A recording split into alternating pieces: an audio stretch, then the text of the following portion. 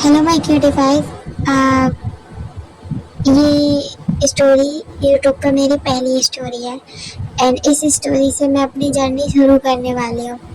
And मैं चाहती हूँ कि आप लोग मेरा सपोर्ट करें। अगर आप लोगों को ये पसंद आए तो मुझे कमेंट में ज़रूर बताना। एंड उसके लिए अब हम इस स्टोरी शुरू करते हैं। ओके, तो चलिए।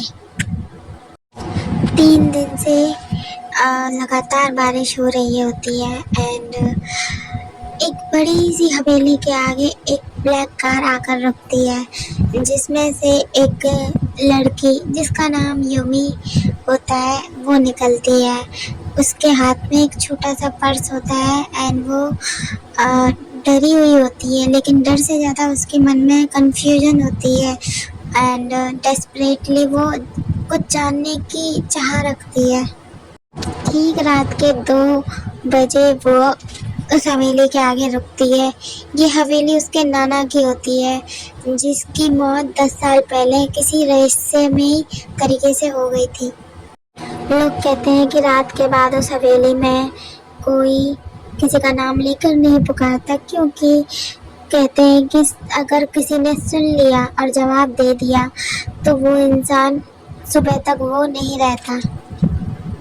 लेकिन यूमी इन बातों पर विश्वास नहीं करती थी, लेकिन उसे क्या पता था कि उसकी ज़िंदगी अब बदलने वाली थी। जैसे ही उसने हवेली का दरवाज़ा खोला और उसने देखा, हवेली में एकदम अंधेरा था। हल्की इत्र की खुशबू थी एंड दीवारों पर टंगी हुई वो तस्वीरें जैसे मानो उसे ही देख रही हो। अचानक उसने कहा, कोई है? उसके इतना कहते ही हवेली एकदम से गूंज उठी। कोई जवाब नहीं आया, लेकिन ऊपर के कमरों से कुछ धीमी पैदल चलने की आवाज़ें उसे सुनाई दी। उसने टॉर्च जलाई एंड वो उस आवाज़ के पीछे जाने लगी। जैसे जैसे वो अपने कदमों को बढ़ाती, वो आवाज़ और भी साफ होने लगती और एकदम से फिर सब थम गया, सब शांत हो गया। ऊपर एक कमरे का दरवाज़ा आधा खुला हुआ था एंड उसमें एक पियानो रखा हुआ था। उस पियानो पर एक लड़का बैठा हुआ था, काला कोट, काले बाल, चेहरे पर एक अजीब सी शांति। वो बिना यूमी को देखे बस शांति से पियानो बजा रहा था। तभी यूमी अचानक से बोली, तुम कौन हो? यूमी ने कांपते हुए पूछा। जैसे ही उसने लड़के ने ये आवाज़ सुनी तो म्यूजिक बंद हो गया एंड उस लड़के ने धीरे से मुड़कर यूमी को देखा। उसकी आंखें अजीब तरह की गहरी खामोशी बयां कर रही थी एंड उसने हल्के से कहा, मैं, मुस्कुराते हुए कहा एंड कहा कि मैं तो यहाँ 10 साल पहले मर गया था। तभी यूमी के हाथ से वो टॉर्च गिर गई एंड तब उसने कहा, क्या मजाक है ये?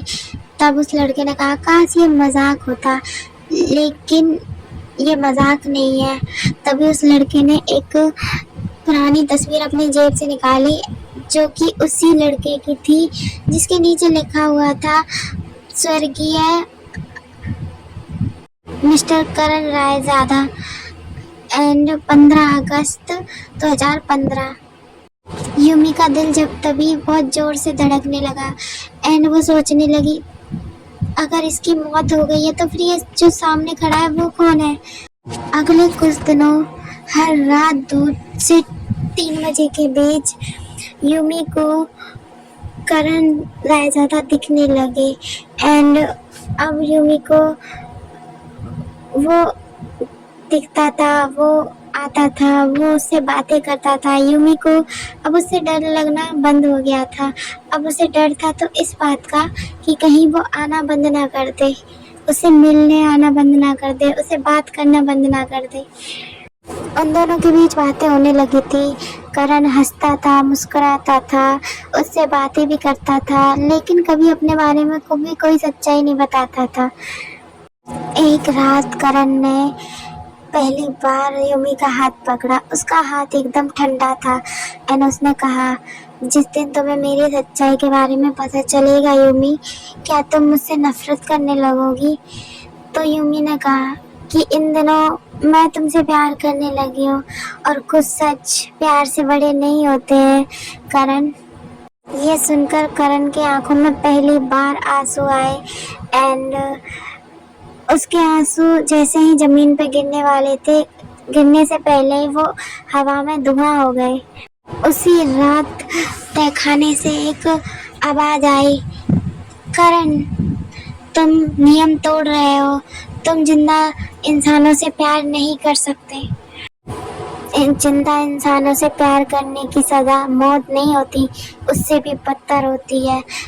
उस दिन करण पहली बार डरा था और यूमी को समझ आ गया था कि जिस अंधेरे को वो भूत समझ रही थी, असल में उससे भी कोई खतरनाक चीज उस हवेली में मौजूद थी। तो क्यूटीज, आज के लिए इतना ही।